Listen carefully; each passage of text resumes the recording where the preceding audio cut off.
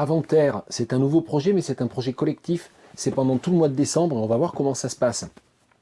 L'idée, et moi je vais faire quelques vidéos dans le cadre de ce projet collectif Avanterre, l'idée c'est de parler de nos interactions entre youtubeurs, youtubeuses, sachant qu'on peut bien sûr, et qu'on doit, même si on le peut, élargir le spectre au-delà de YouTube, vers des vlogs ou des vidéastes qui sont sur d'autres réseaux.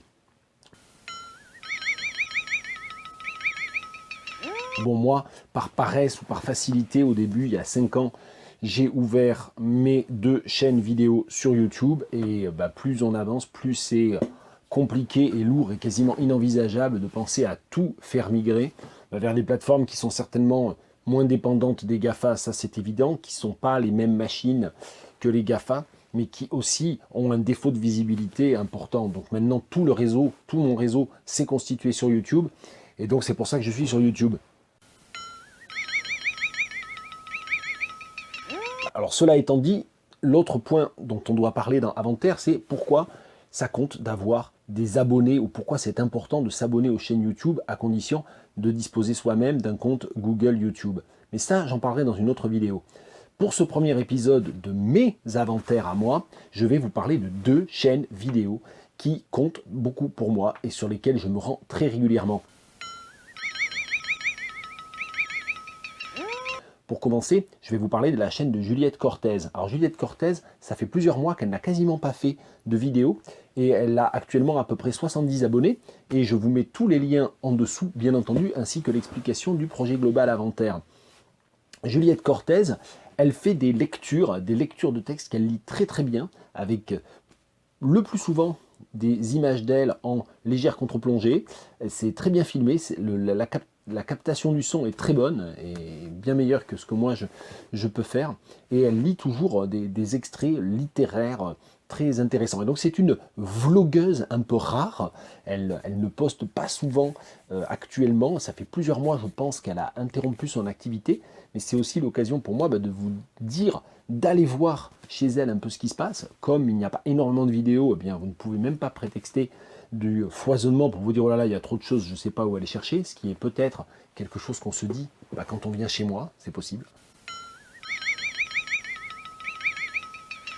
Et puis l'autre chaîne YouTube dont je voulais vous parler, c'est celle de Istapousse.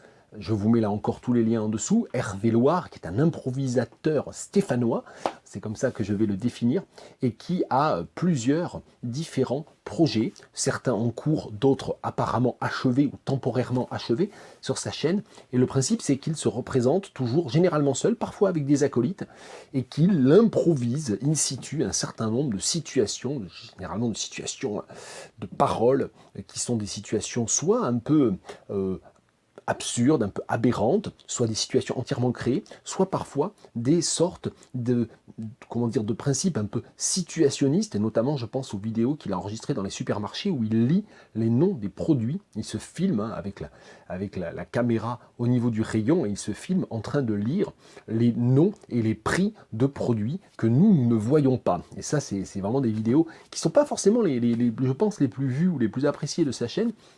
Et moi j'aime beaucoup ces vidéos-là. Alors ces 3 projets récents, on va dire, de ces dernières années qu'il faut essayer de suivre, ce sont les projets Centre Spatial de Saint-Étienne. Ça fait maintenant un certain temps qu'il n'a plus fait de vidéos dans ce cadre-là, peut-être est-il arrivé au bout de l'exercice.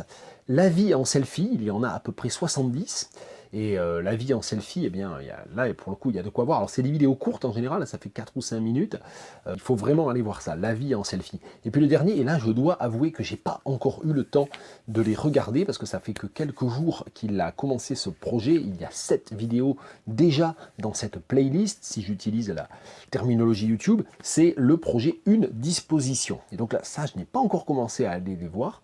Donc, je ne peux pas vous en parler.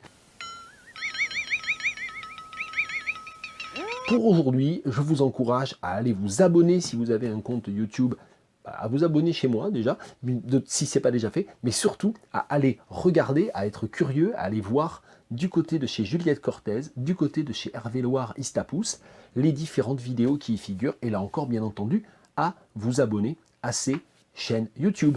Allez, on continue dans quelques jours avec un nouvel épisode d'Avanterre.